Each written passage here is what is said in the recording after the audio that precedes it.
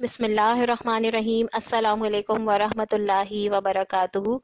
आज की इस वीडियो में हम उर्दू की बुक में अपनी पेज नंबर 54 करेंगे, जिसमें है कलमे की अक़साम। यह आपको काम अपनी बुक के अंदर ही करना है।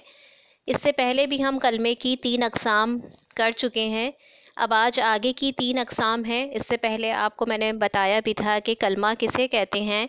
मायनेदार अल्फाज को कलमा कहते हैं, यानी कि वो अल्फाज जिनके कोई मायने निकलते हों वो कलमा कहलाता है। ठीक है। कलमे की 6 अक़साम हैं: इस्म, ज़मीर, सिफ़्त, फ़ेल, तमीज़, हर्फ़। इससे पहले हमने इस्म, ज़मीर और सिफ़्त वो कर लिया था। आज हम करेंगे फ़ेल। फ़ेल वो कलमा है जिसमें किसी काम का करना या होना ज़ाहिर हो। मसलन असद सच बोल रहा है, मैंने आज अपनी बिल्ली को नहलाया है। यानी फ़ेल क्या होता है? फ़ेल यानी कि वो काम जिसमें किसी करना या होना ज़ाहिर हो रहा हो किसी भी काम के, जैसे कि वो हंस रहा है, वो खेल रहा है, वो खाना खा रहा है। तो ज़रूरी नहीं है आप यही मिसालें लिखें, आप अपनी मर्ज़ी से दूसरी मिसालें भी लिख सकते हैं।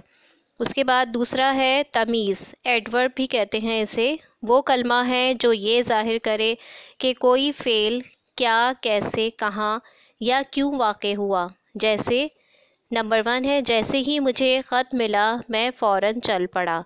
नंबर 2, घोड़ा तेज़ दौड़ता है।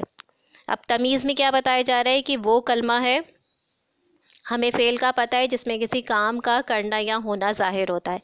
इसी तरीके से अब कोई भी फ़ेल कैसे, कहाँ या क्यों हो रहा है तो वो कहलाता है तमीज़। यानी कि घोड़ा तेज़ दौड़ता है तो घोड़ा तो दौड़ रहा है, लेकिन कैसे दौड़ रहा है? तेज़ दौड़ रहा है। तो ये क्या हुआ? तमीज़ हुआ। आप इसमें जब मिसालें लिखेंगे तो इसके नीचे अंडरलाइन भी करेंगे। उसके बाद नंबर 3 है हर्फ। उसको इंग्लिश में प्रीपोजिशन कहते हैं। वो कलमा है जो अकेला कुछ मायने ना दे, बल्कि इस्म और फ़ेल के साथ मिलकर अपने पूरे मायने ज़ाहिर करे। यानी इस्म को और फ़ेल को जोड़ने के लिए इसको इस्तेमाल किया जाता है। जैसे कि इसकी आप मिसाल आप ये भी लिख सकते हैं, वो गाड़ी से जा रहा है।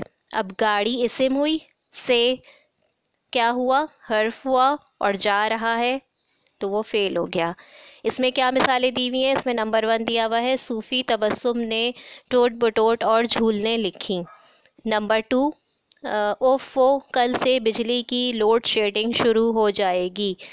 इसके बाद नीचे आपको एक्सरसाइज दी गई हैं, 3 आपको सवाल दिए गए वहाँ पर।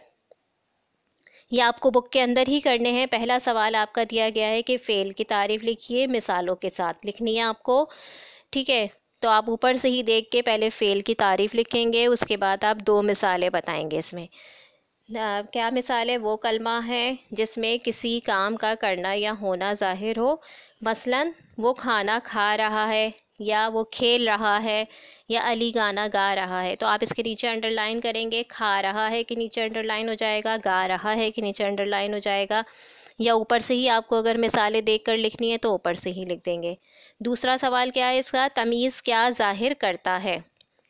वो कलमा है जो ये ज़ाहिर करे कि कोई फ़ेल क्या, कैसे, कहाँ या क्यों वाक़े हुआ।